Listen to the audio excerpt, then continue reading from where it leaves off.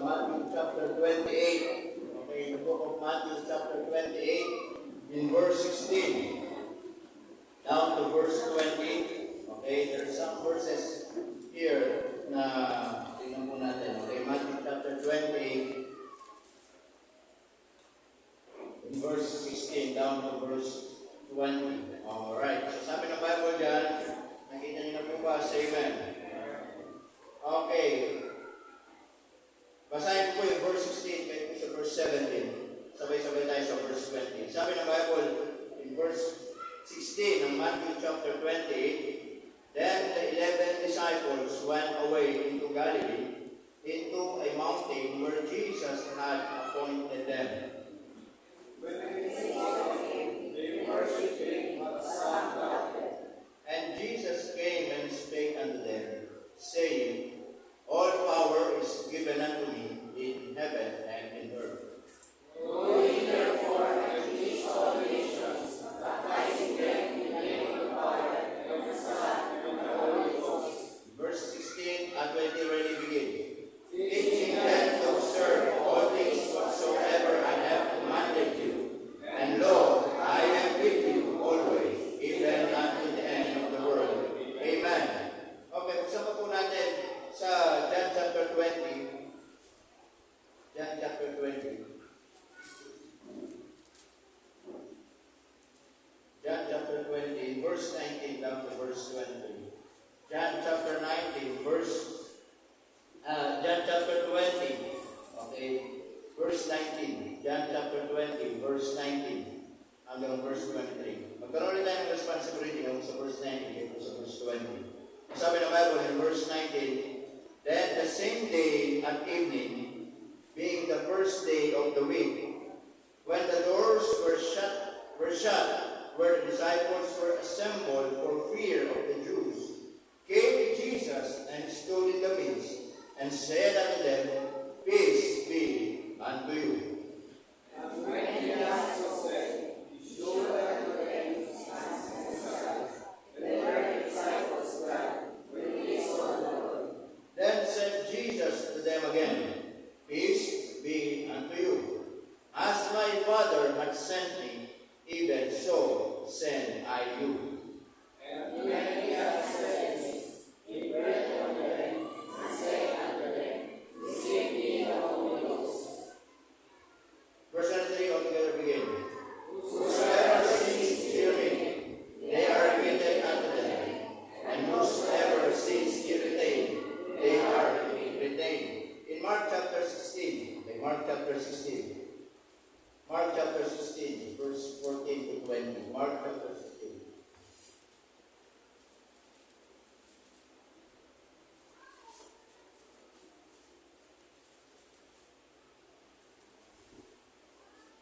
Okay, Mark chapter 16, verse 14 to 20. Okay?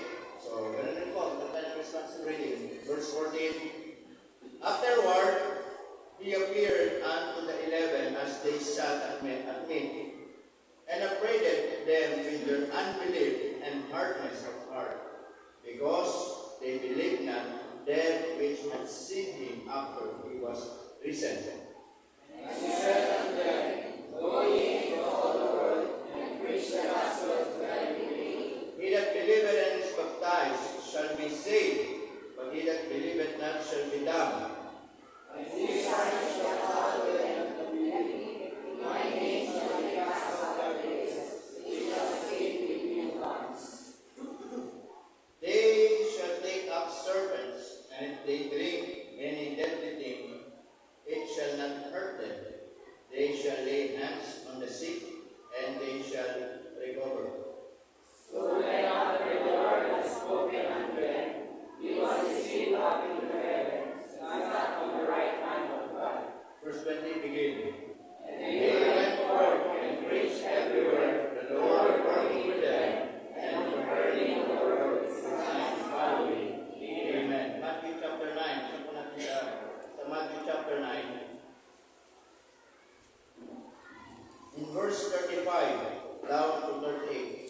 Matthew chapter 9, verse 35 down to verse 38. Karoon na tayo ng responsibility. Sabi ng Bible in in Matthew chapter 9, verse 35, and Jesus went about all the cities and villages, teaching in their synagogues and preaching the gospel of the kingdom, and healing every sickness and every disease among the people. When he saw the multitudes, he was moved with compassion on them, because they fainted, and were scattered abroad, as sheep running on the shepherd. Then saith he unto his disciples, the harvest truly is plenteous, but the laborers are few. Verse 38 again.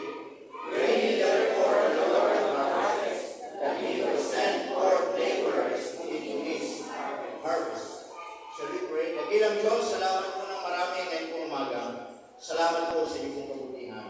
We thank you, Lord, for the passages na nabasa po namin. Tulungan niyo po kami, bigyan po ng karunungan.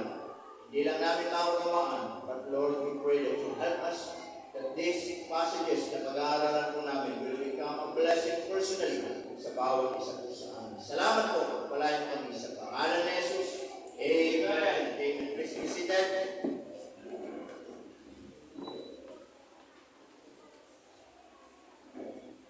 Okay. So as we prepare our great or big event this coming Sunday, that will be our missions conference. Amen, mga kapatid? So, sumaw naman po natin, what is biblical mission? Okay, what is biblical mission?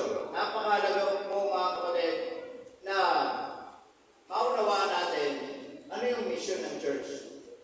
Tama? At the conclusion of his earthly ministry that the Lord Jesus Christ committed His church to the continuance of His work of redemption. Tama? Nung ang Panginoon po ay napunta po dito sa lupa, sinimulan niya yung kanyang earthly ministry, mga kapatid, at nang siya po ay namatay sa krus. Tama? Nabayubay. And after 3 days, resurrected, nabuhay po ulit. And then, hindi pa po siya ulit umuwi doon, bumalik sa langit. Siya po ay nanatili ng 40 days and 40 nights. Tama mga kapatid? Bakit po? Upang sa ganon, una, ipakita niya sa mga tao na nabuhay po siya. Pangalawa, upang i-ready niya patuloy kasi nung tayo na ang Panginoon po ay namatay. Some of His disciples na backslide. Si Pedro, bumalik sa pangingisda. Amen mga kapatid? Kaya nung siya nabuhay mo ulit, nagulat sila, nabuhay ang Panginoon. That's why, when Simon Peter saw the Lord Jesus Christ, kung sa binasa mo natin, ay hindi pa siya makapaniwala. Kaya sabi niya, sige nga, kung ikaw nga yan, ipasok ko yung ganiri ko sa palad mo, pag pumasok, paniniwalaan kita. Tama mga kapatid? So, some of His disciples, backslide po sila. They became a backslider. That's why when Jesus, before mga kapatid, ay mag-ascend po sa langit ulit, niready niya po yung mga disciples. Nasabi niya sa kanyang mga alagad, kung ano yung sinimulan ko dito, at nung namatay ako at babalik ako sa langit, hindi nagtatapos. Eh na mga kapatid, kundi iniwan niya sa church, iniwan niya sa iglesia, yung napakalagang gawain po ng Panginoon Jesucristo. And what is that? That is mission. Amen mga kapatid? Alam nyo, nakakatuwa sa Panginoon, hindi niya sinabi, iwanan ko yung sinimulan ko dito at doon na ako sa trono ko at mag-ahay-hay na ako. Amen mga kapatid? In John chapter 14, anong ginawa ng Panginoon? Iiwan ko kayo dito? Tama? Huwag kayong magulumihan ng inyong mga puso. Kung ano yung nasimulan kong ministry, gawin ninyo, tapusin ninyo, at habang ako'y nandoon sa langit, pinaghahanda ko kayo ng mansion. Amen. Amen mga kapatid. Still, the Lord Jesus Christ, mga kapatid, is doing something great in heaven. Amen. He is not just sitting on His throne at wala po. Tama mga kapatid? While you are serving the Lord here in this earth, mga kapatid, Jesus is doing, mga kapatid, and preparing our mansion someday. Tama po ba? Kaya alam nyo, hindi ibig sabihin bumalik ang Panginoon, wala na siyang ginagawa. Siya po ay naghahanda ng ating mga mansion. Amen mga kapatid? So, iniwan niya po yung mission. sa church. Amen? So number one, maunawaan po natin mga kapatid, the biblical basis for mission. Amen? The biblical basis for missions. Especially yung mga talatang binasa po natin, yung mga passages na binasa po natin, yun po ay tumutukoy sa mission. Tama? Sa gawain ng Panginoon. And there's some question here na gusto kong maunawaan po natin at itanong natin sa ating mga sarili. Itanong natin bilang individual. Itanong natin bilang iglesia. Amen mga kapatid? Number one, makikita po natin mga kapatid. The question is this. What is our church to do? Anong ginagawa ng church natin? Amen po ba? Anong ginagawa ng iglesia? What is our church to do? Tama po ba? Kung ang Panginoon ay iniwan niya yung mission sa church. Now, ang church, anong ginagawa ng church? Nung sabi ng Panginoon, mga kapatid, go ye into all the world, sabi po niya sa mga disciples, sa church, amen? Itinagubili ng dakilang tagubili ng ating pong Panginoong Jesucristo. Amen mga kapatid? And when he talks about mission, listen to me very carefully. Hindi po yan iniwan ng Panginoon sa mga leader. Hindi yan iniwan ng Panginoon sa mga pastors o sa mga tumatayo o sino man. Iniwan ng Panginoon ang dakilang tagbilin sa iglesia. Now, the question is, what is our church to do? Anong gagawin natin? Papakinggan lang ba natin yung sinabi ng Panginoon and yet, you will not respond?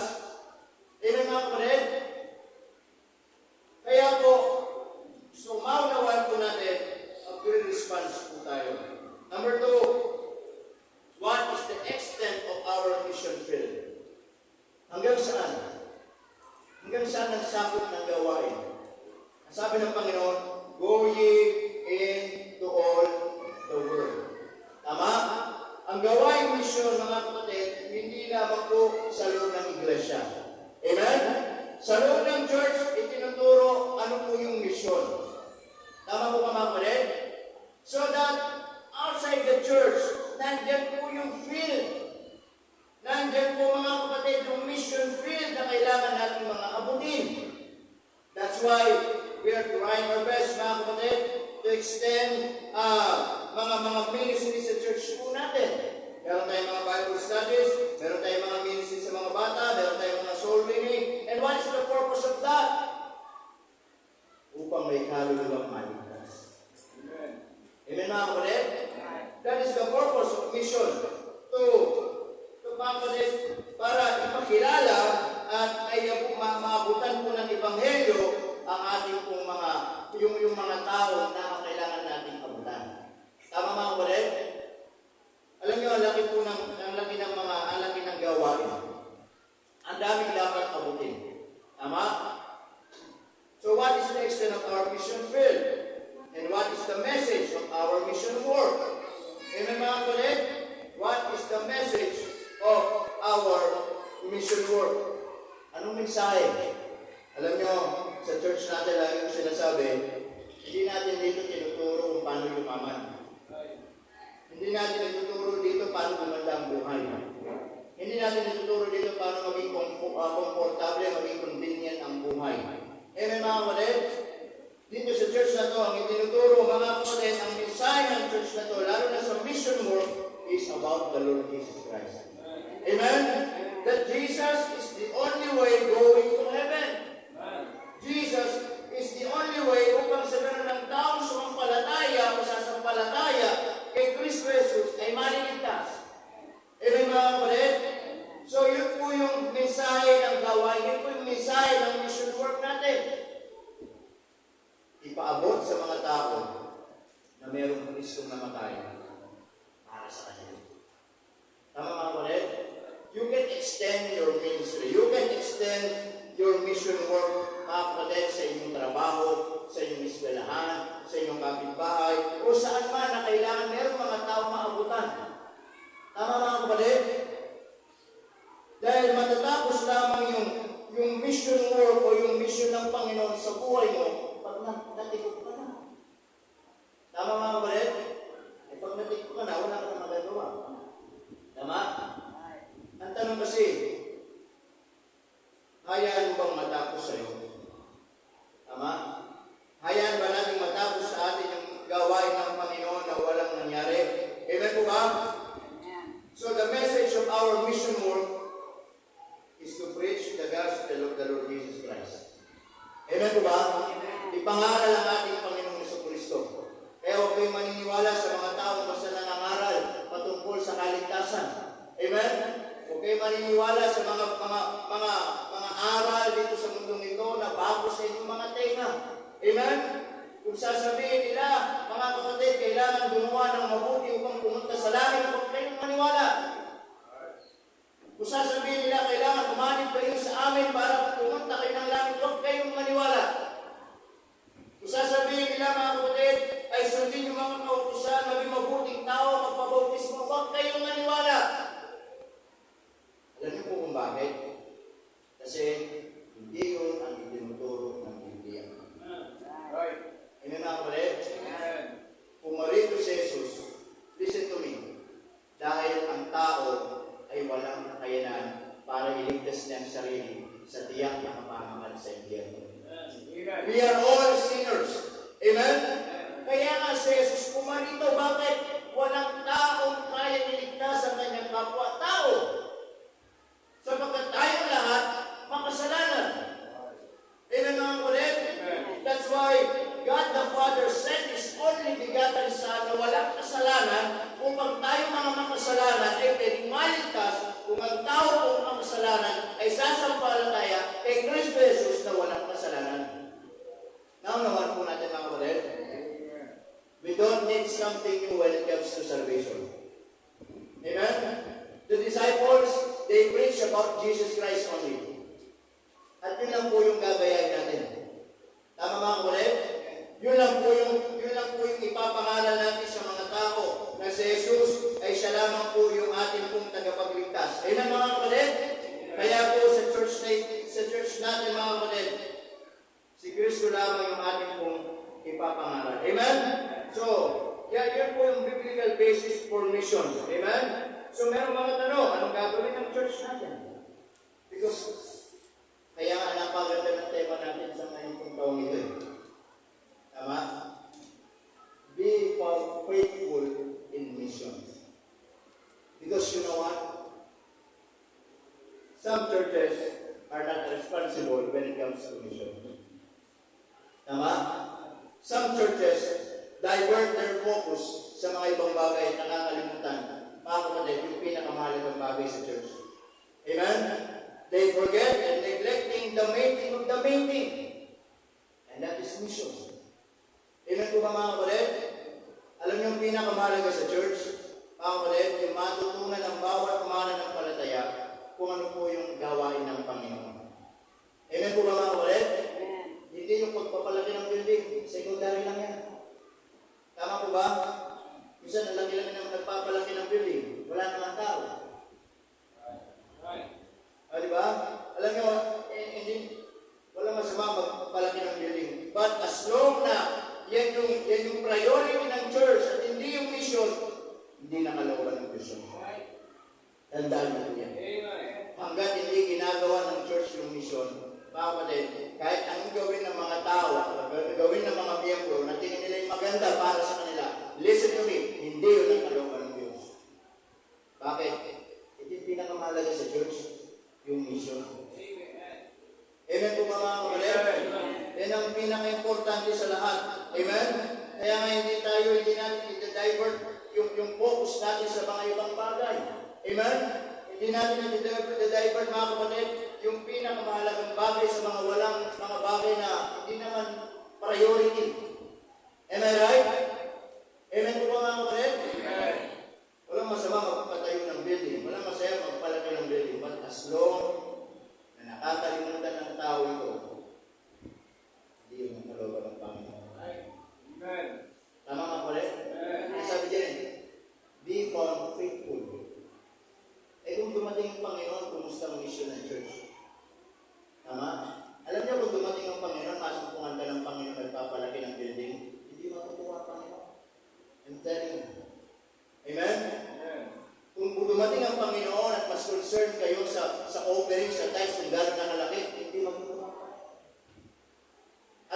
pagdating ng Panginoon, mga kapatid, at concern tayo sa mga ibang bagay, maliban sa mission, hindi matutuwa ang Panginoon. Bakit? Kasi, hindi pinaka-importante sa lahat. Tama po mga kapatid? Kahit wala tayong malaking building, kung masaya tayo, meron tayong gawain mission, yun ang kalooban ng Diyos. Amen. Tama po ba? Kaya po, huwag kayong maingit sa mga simbahan, malalaki ang building. Huwag kayong maingit sa mga simbahan, napakaraming mga miyembro. That is not the basis para sabihin natin, successful ang isang ministry. Amen mga kapatid? Tama po ba? Kaya nga lang, dito in-emphasize dito sa church, mga kapatid, yung building, secondary lang yan.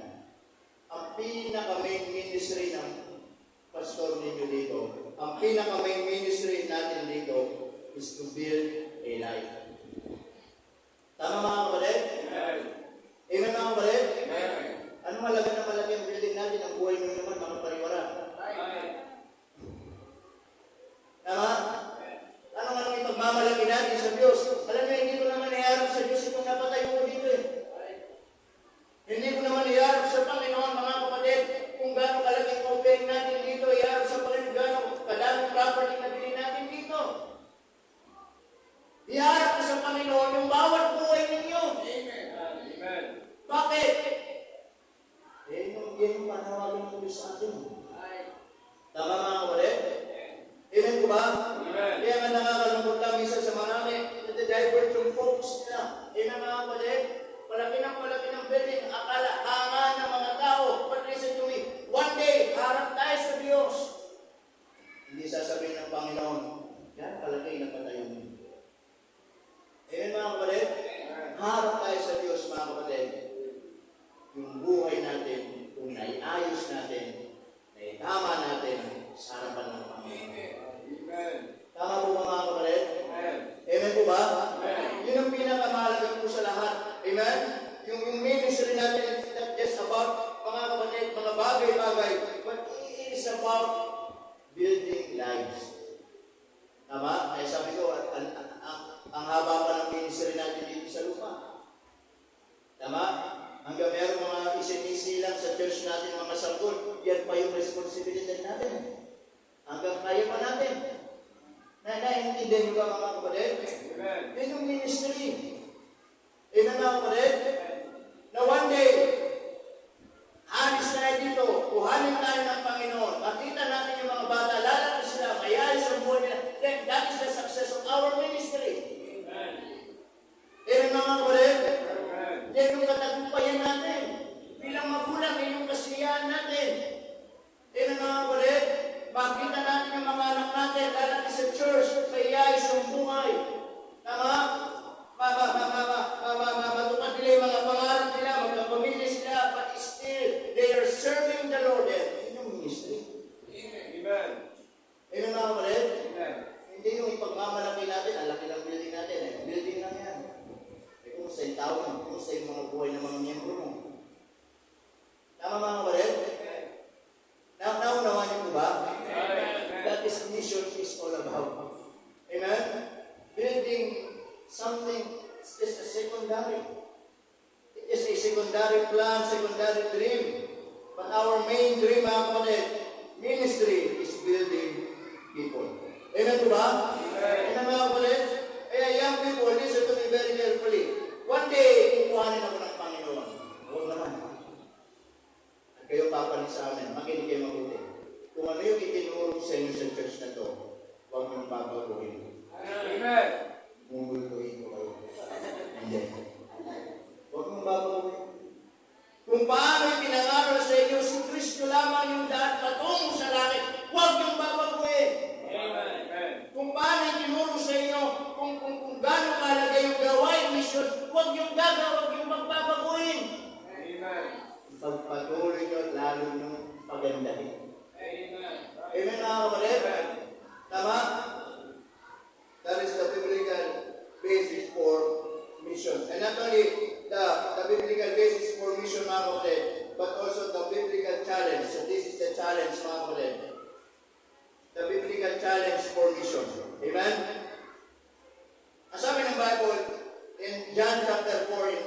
35. Sa niya, John chapter 4, verse 35. John chapter 4. This is the challenge to us, mga kapatid. John chapter 4 in verse 35. Okay, hindi na ba kayo? Amen.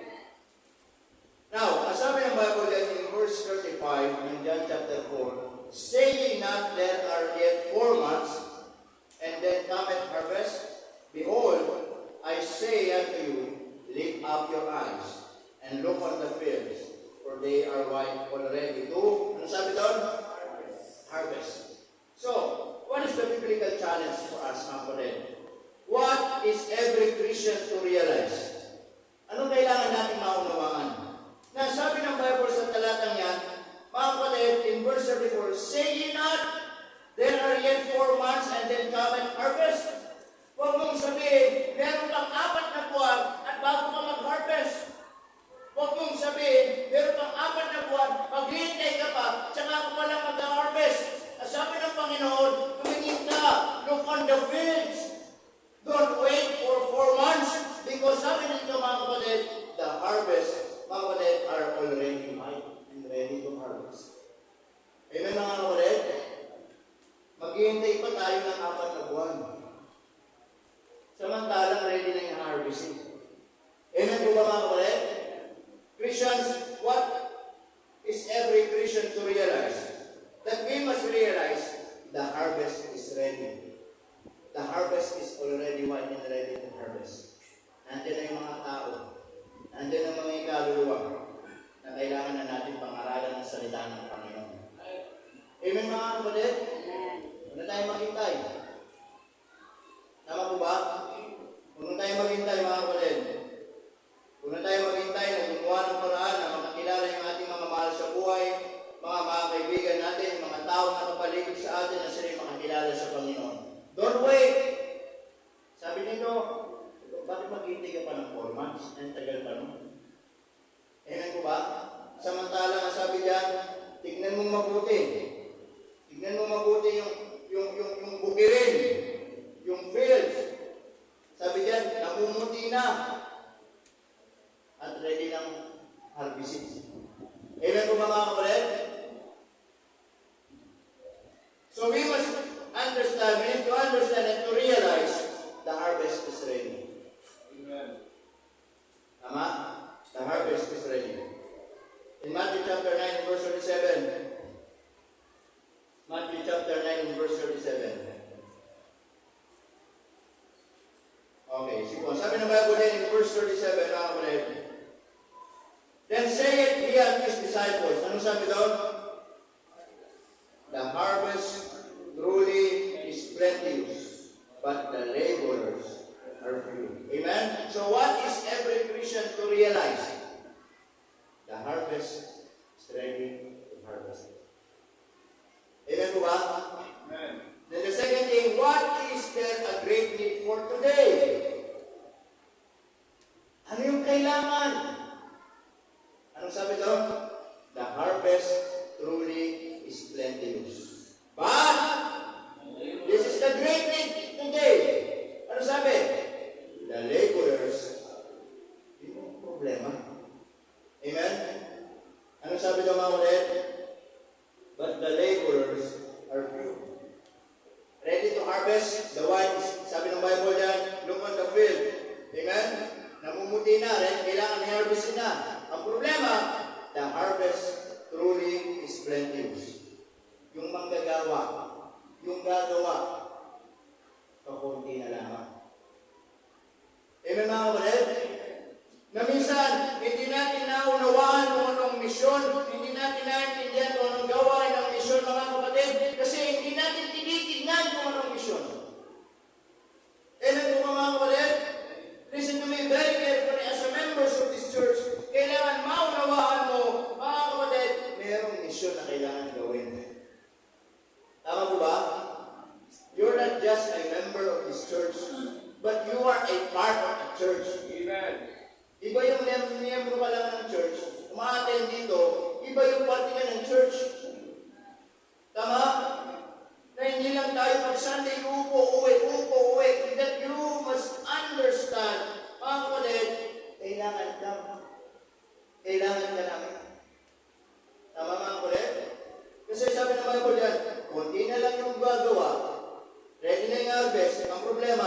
harvest is plenteous, but the laborers are few. Kasi nakakalungkot, the reality is this, yung konti na lang, nababawasan pa. Yung sanang mga pwedeng gamitin ng Diyos, nawawala pa. Yung sanang pwedeng makatuwang sa gawain, ayaw kong magpatuwang, ayaw kong magpagamit sa Panginoon. Kaya minsan, ang gawain, mga kapatid, ay lalong bumibigat, lalong bumibigat. Bakit? Imbis na makatulong yung iba, lagi kang mali sa Panginoon. Amen po ba? Naintindihan niyo ba mga kapatid? Sabi ng Bible, the laborers are few. Konti na lang, and the reality, nababawasan pa. And that is the great need for today. Amen? We need more laborers. We need more soul winners. We need more preachers. We need more people or Christian na maglilingkod ng papagamit sa Panginoon. Amen.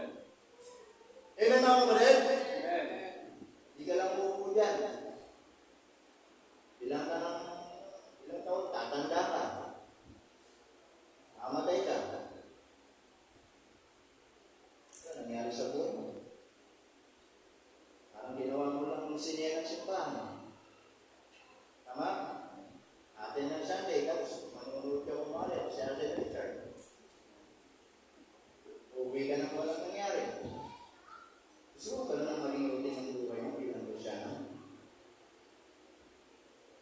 Isip mo ba yung mga ulit? Gusto mo maging gano'n ng routine ng buhay mo bilang sa mananampalataya? Atin, uwi. Kalipas ng maraming panahon, ang tanda ko na pala. Tumanda ka lang. Church, that is the great need for today. We need more laborers. Amen. Amen? Amen. Problema, lack of laborers. Amen?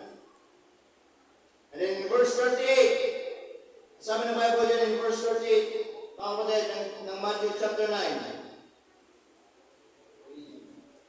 Pray ye therefore the Lord of the harvest that He will send forth laborers into His harvest. Amen? So what should be our prayer? What should be our prayer? We need to pray for more laborers. Manalangin tayo sa mga mananampalataya na magsusuko ng buhay, maglilingkod, magpapagamit sa Panginoon. Amen mga kapatid? Can I ask you, kayo po ba'y nananalangin na manggagawa sa church natin? Amen. Kayo po ba'y nananalangin sa Panginoon na magkarbigyan tayo ng Panginoon ng katuwag sa ministry? Amen mga kapatid? Abay, ako yung 13 years na dito, pero wala tayong full-time worker dito sa church. Tayo lang ang kumakain dito. Hindi katulad sa ibang simbahan, 5 worker, 10 worker. Tama mga kapatid? Tingin sa iba. Pero bakit tayo walang worker dito? Alam niyo, hindi ko naman kailangan ng full-time worker dito eh. Hanggat tayo nagtutulong-tulungan, may mangyayari. Amen. Amen mga kapatid? Amen. Hanggang tayo nagtutulungan bilang isang iglesia sa gawain ng Panginoon, sa gawain ng misyon, may mangyayari. Tama? Kaya yan ang panalangin po natin, ang panalangin ng Panginoon, mga kapatid. What should be our prayer? More laborers. Amen po ba mga kapatid? Amen. More laborers.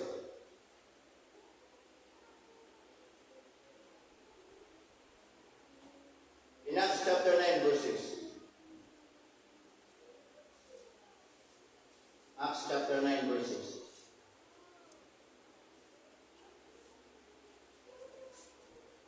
Sabi ng Bible din, chapter 9, ang verse 6, mga kapatid.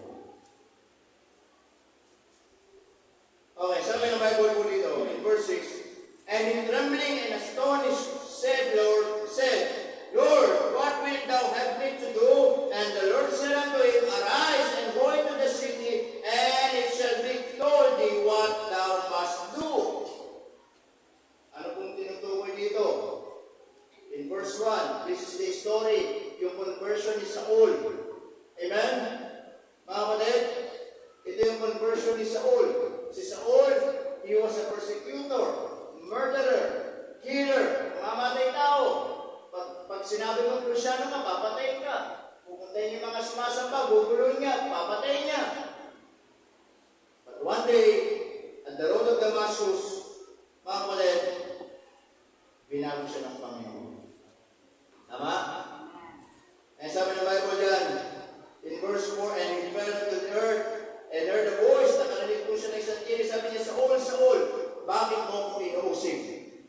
verse 5. He said, "Who art thou, Lord?" Sabi niya, "Sino ka, Panginoon?" At sinabi ng Panginoon sa kanya, "I am Jesus." Ako si Jesus. Amen, mga kapatid? Sabi niya na yung inuusig.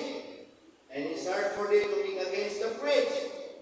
In verse 6, when he trembling and astonished, said, "Lord, what wilt thou have me to do?" Amen? Kanina, what should be our prayer? More laborers. And the next question is this: what question should we ask, or should I ask the Lord concerning mission? Amen? Anong tanong mo, mga kapatid, na sasabihin mo sa Panginoon? Maybe, katulad ni Apostle Paul. Ano sabi ni Apostle Paul, mga kapatid? In verse 6, "What will thou have me to do?" Tama? Sometimes, yes, we need to pray for laborers. Pero, baka hindi mo napapansin na nagpe-pray ka ng manggagawa, magpe-pray ka ng magsusuko ng buhay, and yet, yung kasagutan pala sa prayer mo is yung sarili mo. Amen, mga kapatid?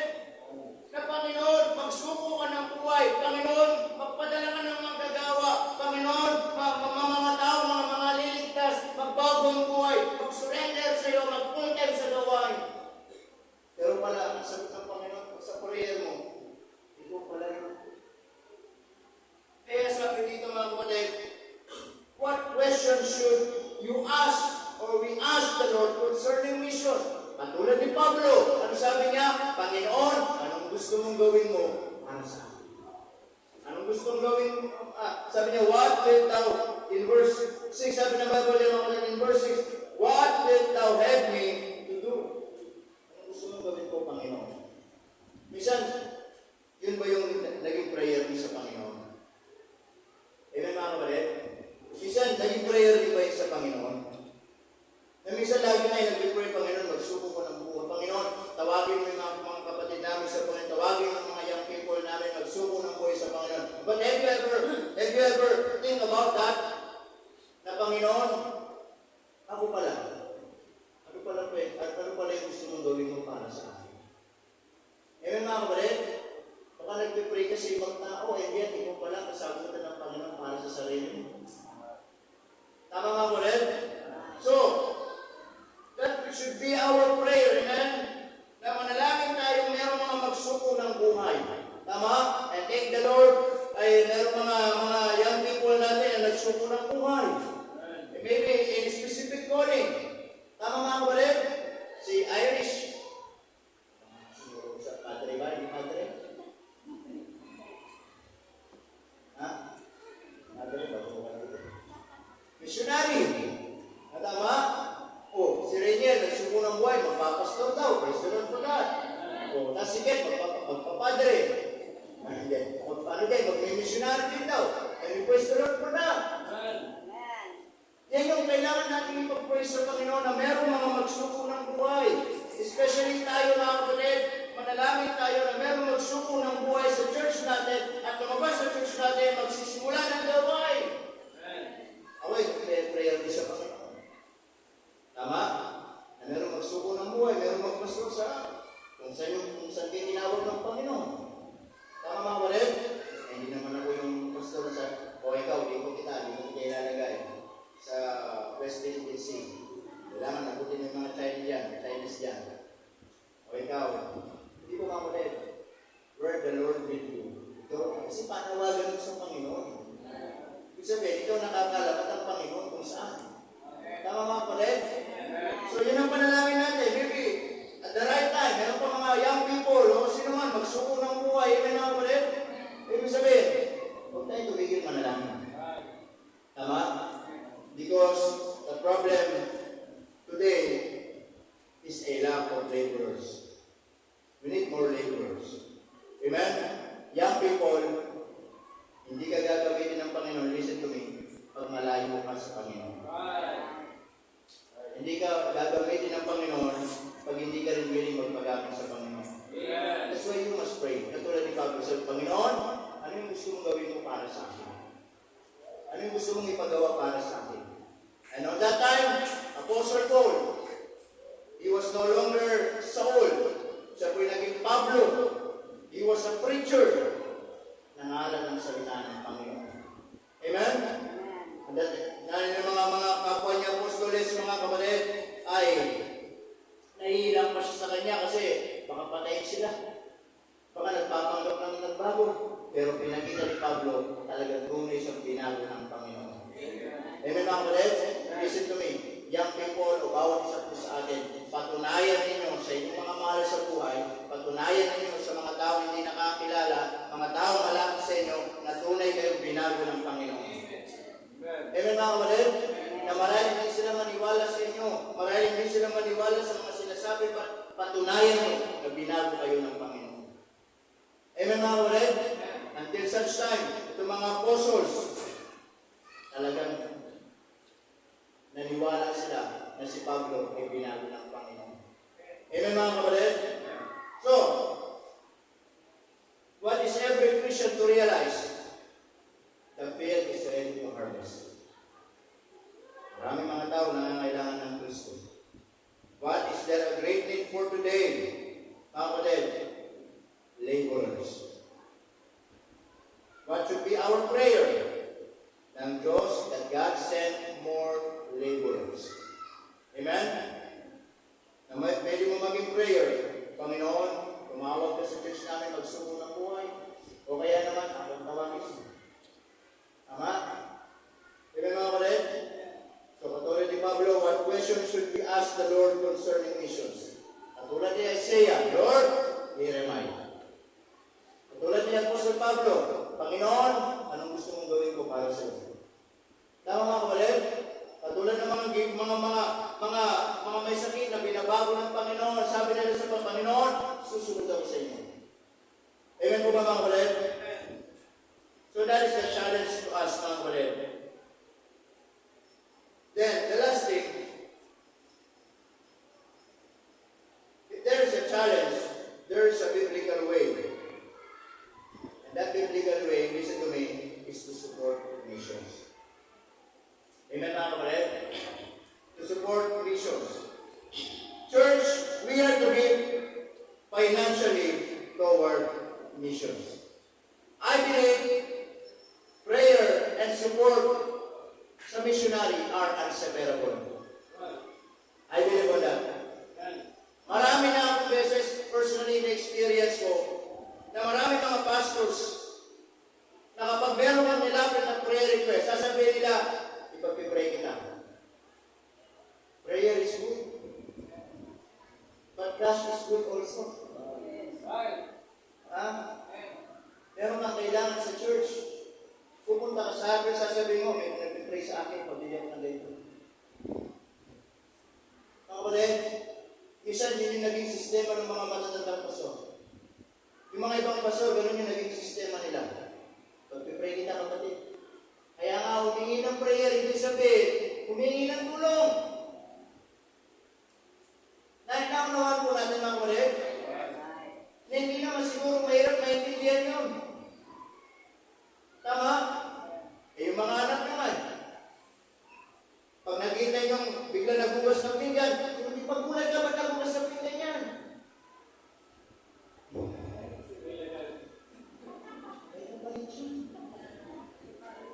Lalo na kung hindi nila yung ginagawa. Pag nakita mo, hinawakan yung walis, magulat ka na. Nakita mo, baka. What is the point? Kapag yung mga anak ninyo, meron silang ginawang mabuting bagay na hindi naman nila ginagawa, mga kapatid, meron kong something doon yun. May kapalit doon. O, sipag mo naman anak, pamakdo mo. Pang-virgin mo. Tama, mga kapatid? What is the point? Minsan, naging sistema ng iba. Pag may lumapit, ipag-pray kita. Kaya nga lumapit siya, hindi lang prayer ang kailangan niya. Bakit? Hindi ba marunong mag-pray ang pastor na yan? Tama? Hindi ba marunong mag-pray, lumapit sa pag-pray kita? Hindi ba marunong mag-pray?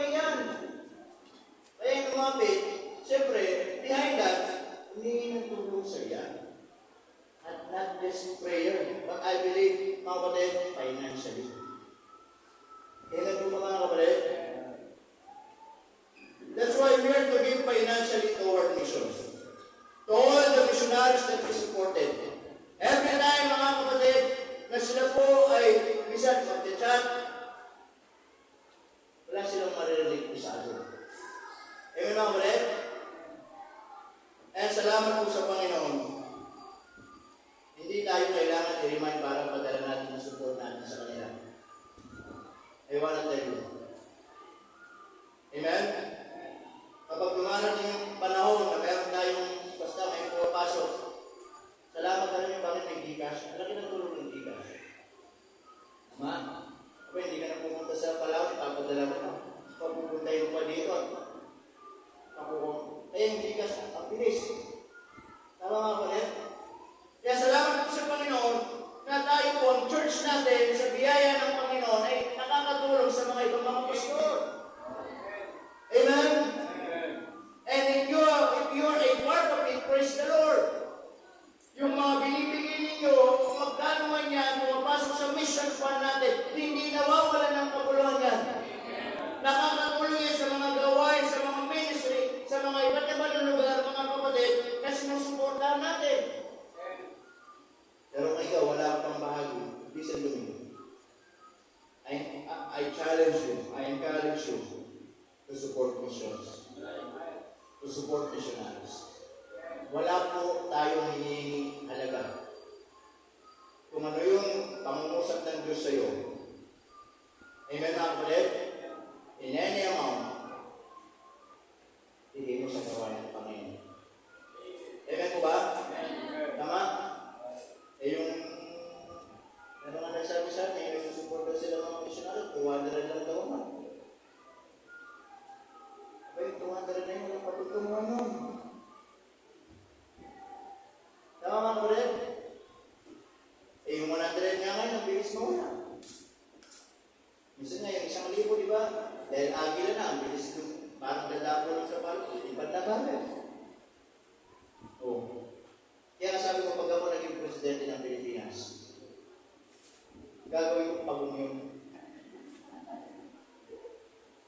At least, mawala man, pero hindi biglaan. Dahan-dahan. Tama? Kaya gila na, kaya ang gusto mo wala. Pag dumating maya, wala na. Pero salamat po sa Panginoon, sa biyaya ng Panginoon na ulit. At least, we supported them mga kapatid is 500 pesos a month. And praise the Lord for that. Hindi na masama. Dati nga, nagsimula lang tayo 300. Tama? In-increase natin yung faith natin, naging 400. In-increase natin yung faith natin, naging 500. We don't know, baka increase pa ng Panginoon faith natin. Maging 10,000 ang support natin sa kailang monthly. O diba? Tama mga ulit? What is the point, mga ulit? Listen to me. When it comes to mission, maging maluwag ang kamay natin. Amen? Young people, maging bahagi kayo ng mission. Adult, lahat tayo, be a part of it. Amen mga kapatid? Amen. Tama po ba? Amen. Now, in the book of Corinthians, mga kapatid, anong oras na ba? Kasi, alas 12 na dun eh. 11? Sakong 11? Auto? Mahal po pala. Dapat na tayo. Kasi mamaya po yung mga others po, meron po kayong practice mamaya. Wala na kayo tayo mag-practice sa susunod. Sa linggo na po missions conference natin. Okay? Kaya mga ladies mag-practice na mamaya. Okay. So we are to give financially. Amen? Not just prayer. Tama? But financially. Amen mga kapatid? Now, there are some things that we need to understand. Number one, when we give to the Lord, let us concern our attitude in giving. Amen? In 2 Corinthians chapter 18, verse 1 to 5, kung babasahin niyo mga kapatid. Kasi, minsan kapag hindi natin naunawaan, maraming mga miyembro, hindi talaga nila naunawaan.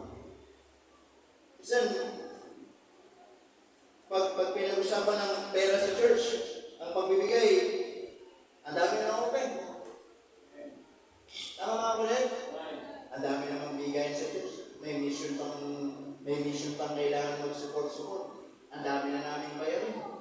Ang dami namin mga kailangan gastos. Tama mga kulit? Ito ang sasabihin ko sa inyo. Kung ayaw mo magbigay, huwag ka magbigay. Ito na lang magsalita. Tama naman yung mga ulit. Kung ayaw mo magbigay, huwag ka magbigay. Walang pumipili sa'yo magbigay. Tama? Minsan kung sino pa hindi nagbibigay, sino pa yung maraming tanong. Sa palit ko kayo. Tama mga ulit? Minsan maraming mga tao, pag hindi naintindihan ng giving, at hindi source. Kasi, tama? Pero sa ibang bagay, waldas ng waldas, na wala namang kapuluan. Alam niyo ba, then you give to God, investment niya. When you give to God, hindi nawawala ng kapuluan. In every single amount that you give to God, hindi nawawala ng kapuluan. Tama po ba mga kulit? Amen po ba? Now, our attitude in giving. Ang sabi ng Bible yan in chapter 8, verse 1 to 5, sabi niya, more brethren, we do you to wait of the grace of God bestowed on the churches of Macedonia. So, ito yung church of Macedonia. Okay? Na sinulat niya po Sir Pablo at ipinamukha sa Church of Corinth. Kasi ang Church of Corinth, hindi sila mayaman, hindi sila mahirap. Mayaman po sila. Okay? Mayaman pero kuripot. Mayaman pero madamo. Ano mga kapatid? Naintindihan niyo po ba? Kaya nga pinamukha niya sa mga Korinto, yung Church of Macedonia, nasabi in verse 2, how that in a great trial of affliction, in abundance of their joy, their deep poverty abounded unto the riches of their liberality. Amen mga kapatid? For their power I will record, yea, and beyond their power, ang sabi ng Bible yan, they were willing of themselves. So yung Church of Macedonia, kabalitaran. So kurang sabi doon, anong description ng Bible? They are in deep poverty. They are in a great affliction of trial. Amen mga kapatid? Kaya kung titignan nyo sila, wala silang kakayanan. Pero hindi naging reason yun para hindi nila masuportahan si Apostol Pablo. Why? In verse 3, ano sabi doon mga kapatid? For to their power I bear record, and beyond their power, ano sabi doon? They willing, ano sabi doon? Of themselves. In verse 5, and this they did. Ito yung ginawa nila. Mga kapatid, not as you hope, but first gave their own selves, ano sabi? To the Lord. Yan mga kapatid. Yan yung iglesia ng Macedonia. Mahirap. Duha. Pero, ano sabi? Binigay nila una yung buhay nila sa Panginoon. Amen mga kapatid? At hindi naging hindrance, hindi naging reason para sabihin nila, hindi sila magbigay sa Panginoon. Amen mga kapatid? Listen to me. Kapag natutunan mo unahin talaga ang Panginoon sa buhay mo, wala kang reason para hindi magbigay sa Panginoon.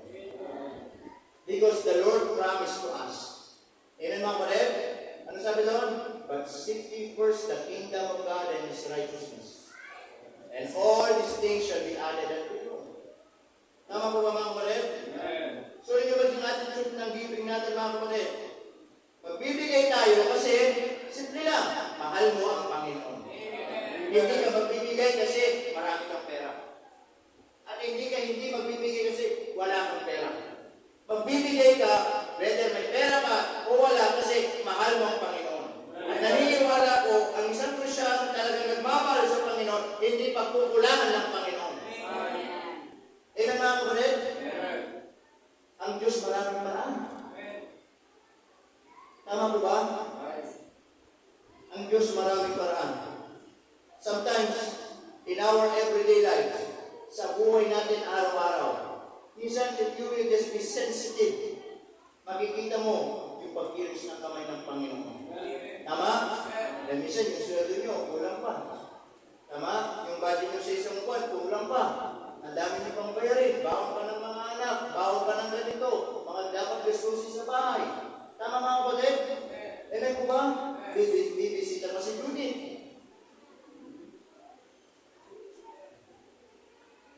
Yung kailangan si Judith? Yung si Judith? Judith ng Meralco. Judith ng tubig.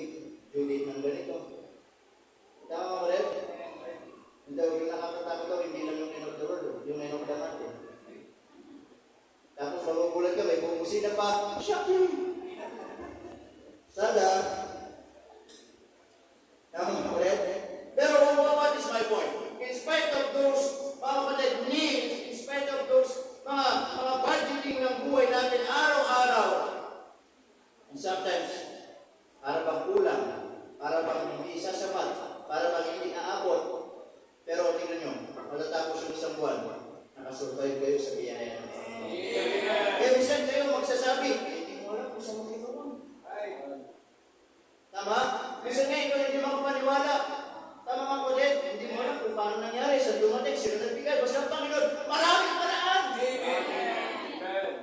You will just learn how really love the Lord. Mahalin mo lang ang Panginoon.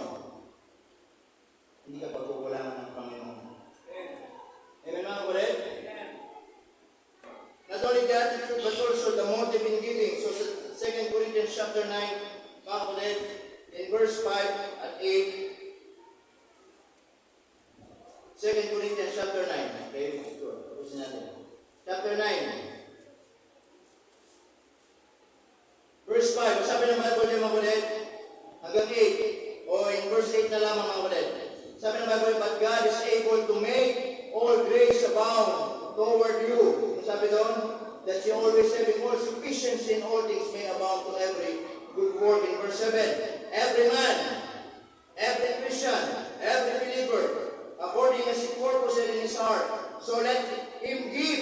Ano sabi doon? Not grudgingly or of necessity, for God loveth a cheerful giver. Amen? So this will be the motive in giving. Hindi ka magbibigay. Ano sabi doon? Kasi napipilitan na. Hindi ka magbibigay kasi kailangan magbigay. Tama mga kulit? Ang gawin natin, magbigay tayo kasi mahal natin ang Panginoon. Amen? Listen to me. Alam niyo yung mga Kristiyanong masayang magbigay, ramdam nila yung kasiyahan. Tama? Yung kahit, mga kapatid, whether magkano man yung bibigay mo, pero pag masaya ka magbigay, ang saya ng pakiramdam mo. Tama? Eh yung iba nga, konti na nga lang hindi pa maibigay. Yung iba, meron kayong bibigay, sama din ang lumang bigay. Naunawa niyo po mga kulit? Pero matututunan ninyo, yung pag everyday na magbibigay kang masaya ka. Kasi naunawaan mo, yung ibibigay mo, mga kapatid, ay galing sa Panginoon. Pangalawa, yung ibibigay mo, yun ay testimony ng Diyos, hindi nagulang sa'yo. Amen? At sa pagbibigay mo, yun yung way ng pasasalamat mo, na kung saan tinubay ng Panginoon, yung pangangailangan mo from Monday to Saturday and Sunday, in return, papasalamat mo sa Panginoon. Naunawaan niyo mga kulit? Kaya kapag kayo magbibigay ng simangot, huwag yung magbigay. Amen mga kulit? Pag magbigay kayo, dapat nakangiti. Ha? Kaya pag mag-ooperate, hindi mga nakasimangot ka. Pag may nakasimangot, huwag nyo ibigay yung ooperate, maglampasan nyo. O kaya, sampalin nyo. Ha? Tama mga kulit? Huwag kayong sumimangot. Tama mga kulit? Maging masaya kayo sa pagbibigay. Tama po ba? Kung paano kayo masaya pag nagbigay, di ba, sa ibang tao. Pero ba dito nagbibigay sa ibang tao na kasimangot? Ha? Pero ba dito? Pag magbigay ka sa isang tao na kasimangot ka, ano kaya pakiramdam at iniisip ng tao na yun? Nasabihin niya, parang napipilitan. Parang ayaw magbigay.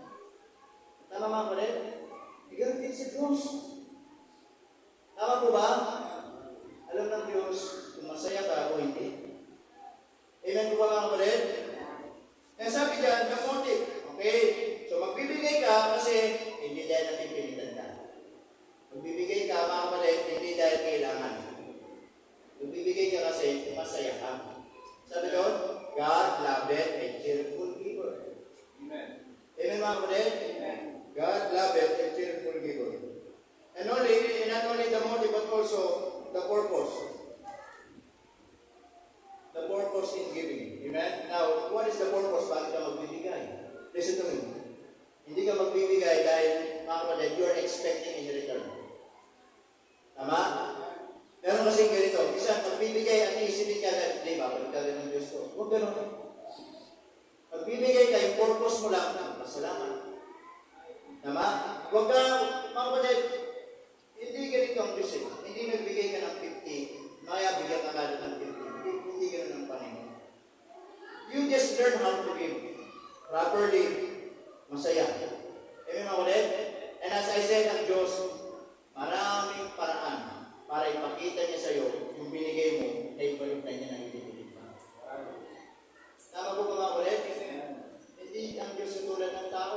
Magbigay ka ng 50, mamaya ang Diyos. Tama ba, kapatid? Nalala niyo ba ito sa Jollibee? Ha? Na merong isang lalaki, pumasok sa Jollibee, order siya. Tapos, nakita niya yung isang lalaki, umiiyak ng iyak. Kasama yung kanyang anak. Umiiyak sila. Tapos, nilapitan niya. Bakit daw siya umiiyak? Sabi ng lalaki nito, kasi po, yung budget namin ngayong araw, papakainin ko sana yung anak ko. Nahulog yung 1,000 ko.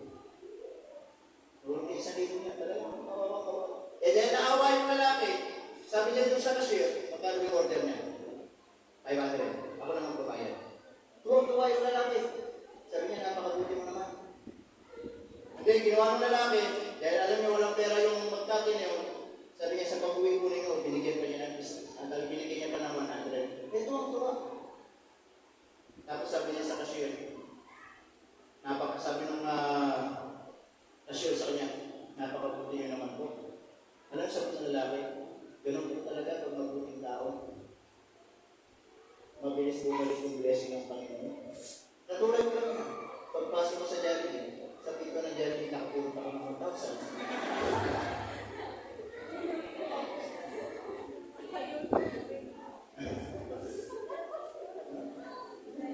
Ganun talaga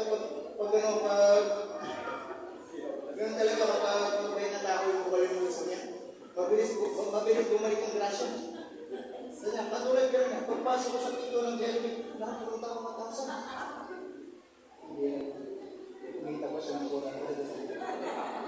Bibalik niya yung 500. Sigurado, yun lang ang sana. Siya lang naman nawala ng 1,000. Pero hindi ganun ang Diyos, mga kapatid. Amen? When we give to God, don't expect agad, papalitan ng Panginoon ka dyan. Para bang pera o ano man. Alam niyo ang Diyos pag nagbalik, minsan yung hindi natin inaasahan. Minsan maraming paraan. Amen, mga kapatid? Maraming paraan ng Diyos. At kapag nakita mo yun, hindi mo balik ng Panginoon sa binigay mo. Tama po ba? So that is the purpose. Amen? And listen to me. Mga kapatid, you will not give to God because you are expecting in return. You will give to God kasi mahal mo ang Panginoon. That's it. Naunawan po ba niyo? Hindi ka magbibigay kasi isipin mo God, di magpapalain ng Panginoon. No. Huwag ka kagad pagpapalain ka ng Diyos. Yes, totoo, magpapalain ka ng Panginoon. But if that is our mindset, it's mali yung mindset natin. Wala tayong pinagkaiba sa mga full gospel. Wala tayong pinagkaiba sa mga reliyon. Tama? Na magbibigay kasi payayamanin ka ng Diyos. Magbibigay kasi papalit ng Diyos. Hindi po gano'n. You will give to God, and the reason is this. Mahal mo ang Panginoon. That's it. Tama nga po rin? That's it. Mahal mo ang Panginoon. Amen? So we are to give financially toward missions. And also, we are to pray for missionaries. Tama? Yung mga missionaries natin, ipag-pray natin dati. Tama mga kapatid? Ipanalangin natin, yung mga sinusuportahan natin, mga tinutulungan natin. They need our prayers. Amen? They need our support. Hindi naman natin kayang gustusan lahat ng pangangailangan nila, pero alam niyo, bless nila kasi meron tayong heart. Nagiging kabahagi tayo. Tama mga kapatid? Nagiging kabahagi tayo. Pray for missionaries. Amen? And listen to me very carefully. Mga kapatid, when we give properly financially toward missions, and when we pray toward our missionaries, listen to me very carefully. God blesses a mission-minded church. Papalay tayo ng Diyos. Ito, yung blessing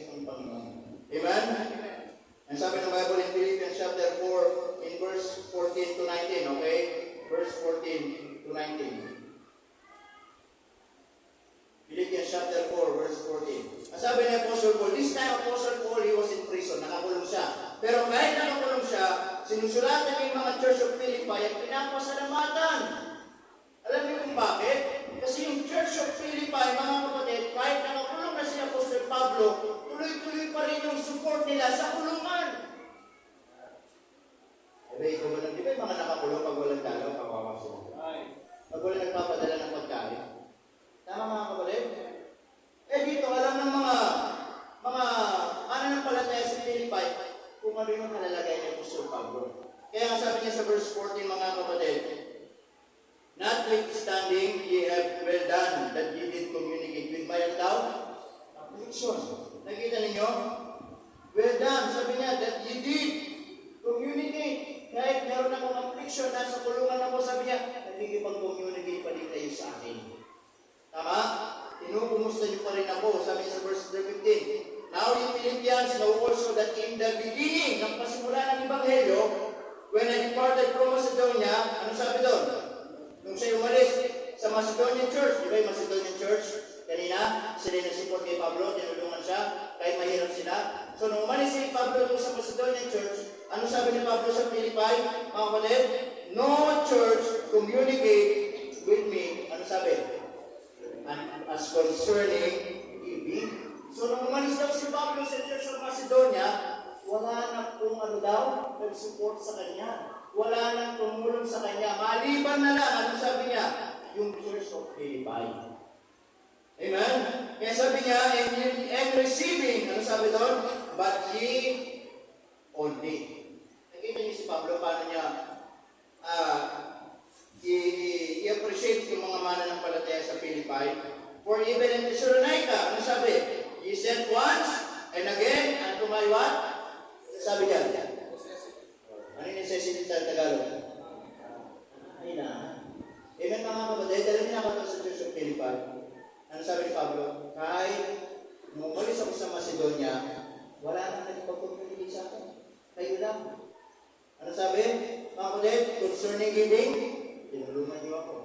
Ano sabi doon? Pinapadala niyo ako kung yung pangangailangan ko. Amen mga kapatid? Alam niyo, wala po nang sama, layo sinasabi. Ang miyembro, mga kapatid, maging pagpapala sa lingkod ng Panginoon. Amen? Ba, tingnan niyo yung pastor niyo, baka hindi na naliligo, baka walang sabon. Tama mga kapatid? Tingnan niyo yung pastor niyo mga kapatid, baka mamaya yung sapatos niya, yung nadudulas na sa basketball, luma na. Tama ba? Oh. Anong punto dito mga kapatid? Si Apostol Pablo, kahit nakakulong siya, listen to me, hindi siya kinalimutan ng mga mananampalataya sa Philippians. Amen mga kapatid? Yung pinakamaganda sa church sa Philippi. Pwede naman silang kalimutan, nakakulong na eh. Pero hindi. Ang pinakita dito, mas lalo silang kailangan ni Apostol Pablo. Tama po mga kapatid? Kaya sabi sa verse 17, not because I desire a gift. Hindi dahil nag-expect ako ng regalo sa inyo. O kapalit. But I desire fruit that may abound to your account. Amen? Ang hinahangat ko, yung bunga, yung kaluluwa. Tama? Yung kaluluwa. Ano daw sabi dyan mga kapatid? Na papasok sa inyong account. Anong account? Pero sa inyo, kumbaga, sinasabi nila dito, yung ginagawa ni Apostol Pablo, kahit nasa kulungan siya, at may part ng Church of Philippi, then may kaluluwa na ligtas doon, mayroong part ng Church of Philippi. Papasok sa kanila kung account yung blessing ng Panginoon. Amen? Now in verse 18, but I have all and abound. I am full, having received. Nakita ninyo yung paano suportahan at mahalin ng Philippian Church si Pablo kahit nasa kulungan. Ano sabi? But I have all. Sabi, meron na ako lahat. Ano sabi dyan? And abound. Sabi, sumasagana ako. I am full, having received. Mga kapatid, ano sabi doon? Epaphroditus. Sino kong si Epaphroditus? Siya yung pinapadala ng church ng Philippi, ng Philippian Church, para, siyempre, bumisita kay Pablo. Tama?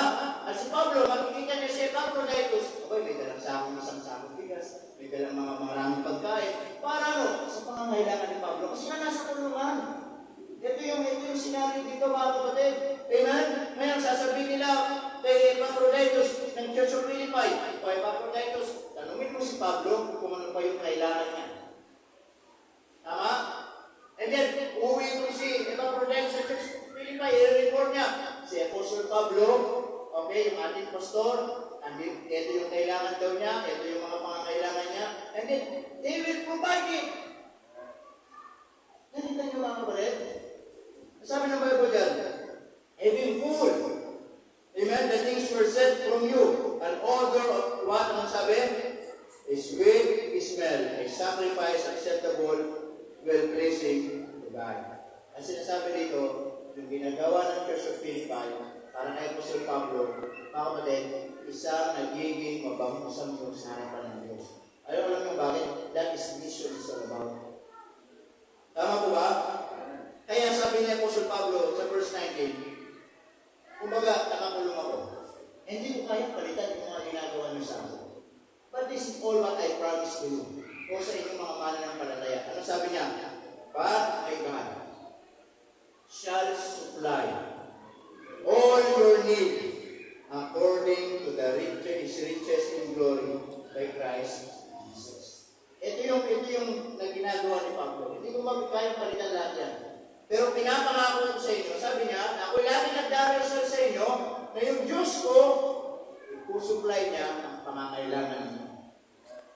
Amen mga kapatid? So that's why, listen to me, if that will be our mindset as a church, amen? That when it comes to missionary, huwag tayong magdadamot, kung meron tayong magagawa, magiging blessing tayo, then so be it. Amen mga kapatid? Dahil ang ginagawa natin, hindi yan kawalan sa atin, hindi nasasayang yan, yan ay nagiging mabagong samyo sa Panginoon. And the Lord promised na kapag gano'n ang mindset ng church natin, He will supply all our needs. Amen po ba mga kapatid? Puprovide niya lahat ng pangangailangan natin. Amen mga kapatid? Hindi tayo pagkukulangan ng Panginoon because God promised to supply yung pangangailangan natin. Amen po ba mga kapatid? Kaya po, sa ating pagtatapos, kumusta po ang buhay natin bilang isang mananampalataya? Ikaw ba'y may bahagi sa misyon? Sumaunawan mo ang church natin, nabubuhay ito sa misyon. Amen? We love missionaries.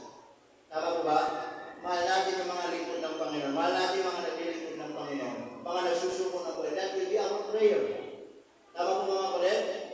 At nakakatuwa. Kung lahat tayo mga kapatid, yun ang mindset natin. Amen? That when it comes to mission, pare-pare sa isipan natin. Tama mga kapatid? At ang pangako ng Diyos sa atin, He will supply all our needs. Kaya tingnan mo, ang tagal na natin nag-missions conference. Hindi tayo pinagkukulangan ng Diyos. Tama? Hindi tayo pinagkukulangan ng Panginoon. As I said, pwede hindi naman natin gawin. Magastos talaga, yung ginagastos natin, hindi po biro. Minsan marami pang mga aberya nangyayari na imbis na igastos natin sa ganito, napupunta pa sa ganito. Pero nakita mo yung biyaya ng Panginoon. Hindi tayo pinagkukulangan. Tama mga kapatid? We are looking forward on Sunday. Maraming mga pastors, missionaries, may mga katulad ng binanggit ko. Kung kailan malapit na, meron pang nag-chat. Atin daw siya. Pwede naman natin pwede sabihin. Huwag ka nang dumagdag. Abay, malaki na yung gagansin namin. At wala na kami extra pambili sa barong. Tama mga kapatid? Pero ang sinabi ko, masaya kami makasama kami. Kasi mahal natin ang mga lingkod ng Panginoon. Amen mga kapatid? Pwede mo na sabihin, ba't pa tayo magsasakripisyo? Ba't pa tayo, tama, papakainin pa natin sila, pag umuwi sila, may mga barong pa sila, mga pastors right, ano pa silang dadalhin. Pero, naunawaan po natin mga kapatid, mahal natin ang gawa ng Diyos. Tama? Young people, listen to me. Kung kami matatanda dito, kuhanin ang Panginoon balang araw. Kung ano yung ginagawa namin at pinatulong sa inyo, ipagpatuloy ninyo. Tama mga kapatid? Huwag kayo magdadalo sa mga lingkod ng Panginoon na one day sila yung pupunta dito. Kung ano yung pinakita namin sa inyong pagmamahal sa Kanya,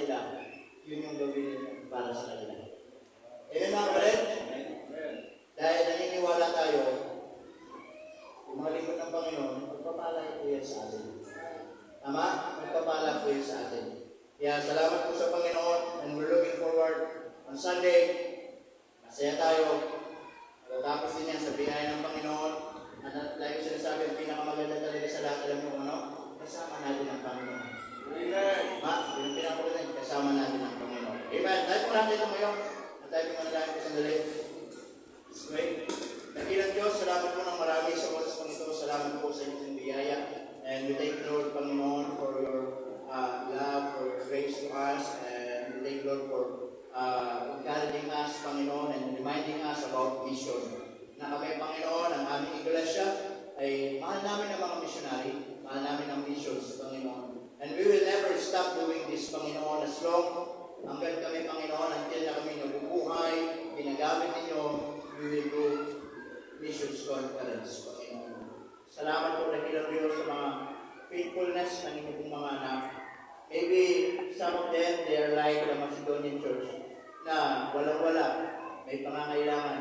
Pero salamat, Panginoon, when it comes to mission, ay nandun yung kanila pong kapahal. Kaya panalangin po ng ilang Diyos, pagpalain po kami, Panginoon. Abang ating mga ulo na katungo, mga mata na kapigil, just a meditation sa bawat isa po sa atin. Ikaw ba ay wala pang bahagi sa gawaing misyon? Ikaw ba ay hindi pa tumutulong sa misyon? Then I encourage you to be a part of it. In any amount, at least may bahagi ka. O kaya naman ikaw, matagal ka lang magsusupport sa misyon. Huwag kang tumigil. Kasi naniniwala naman ako, nakikita mo ang Diyos na hindi nagkukulang sa iyo. Listen to me. Hindi lang tayo magbibigay sa Panginoon kapag hindi na tayo pinagpala ng Diyos. But as long na ang Diyos nakikita mo sa buhay mo ay matapat, pinagpapala ka, hindi ka pinagkukulangan, then let us show our gratitude in giving, particularly in mission giving. Anything. Marahil ngayong umaga, nais na ito pray. Problema, lack of laborers. Pwede mong ipanalangin sa Panginoon, Panginoon. Jeremiah, katulad ni Isaiah. Katulad ni Pablo, Panginoon, anong gusto mong gawin ko para sa iyo? Eh, yun ang panalangin mo, yun ikaw. Dahil ka manalangin sa unahan, pag-pray mo sa Diyos. Gamitin ka ng Panginoon sa gawain misyon. Pray mo sa Diyos, gamitin ka sa gawain pag-support natin sa mga missionaries. Na mahal natin ang mga missionaries. Sige po. Salamat po sa Diyos. Hindi tayo pinabayaan. A decade of mission giving. Napakabuti ng Panginoon. We will just think about the expenses. Manghihingayan tayo. Hindi biro yung pinagastos natin. Pupunta dito mga pastors. Mapakainin natin. Bibigyan pa natin ng mga baro o ng mga nais natin ibigay sa kanila. Hindi po madali. Pero salamat. Nagkakaisa tayo. Salamat. Nagkakatuma-tuma tayo. Having one mind, one spirit when it comes to mission. Diyan mapasaya natin ang mga missionaries, napasaya natin ang Panginoon. Kaya church, huwag kayong panghinayang. Sana hindi po mabigalan sa inyo ang pag-support patuloy sa mga missionaries. Sana pa, mga kapatid, hindi kasiyahan natin. Hindi katuwaan natin. Salamat sa mga lingkod ng Panginoon na nagsuko ng buhay. Some of them, maganda ang buhay dati. Some of them, sira ang buhay. But praise the Lord, God saved them. And now, they are serving the Lord in this specific area. At salamat sa mga pastors missionary na nagsuko ng mundo. Panalangin natin sa church natin na may mga magsuko pa ng buhay magpagamit sa Panginoon. Dakilang Diyos, salamat po ng marami for these reminders, Panginoon, na huwag kami magsawa ng support sa missions. We love missionaries, we love missions. And it's not a burden for us, Panginoon, but for us, it is a blessing. Salamat, Panginoon, dahil patuloy namin nararanasan na hindi kayo nagkukulang sa aming pong mga buhay. Pinupuri ka namin, Panginoon, sa pangalan ni Jesus. Amen. Amen. May natin proceed? Okay, before we proceed sa ating pong giving at special number, I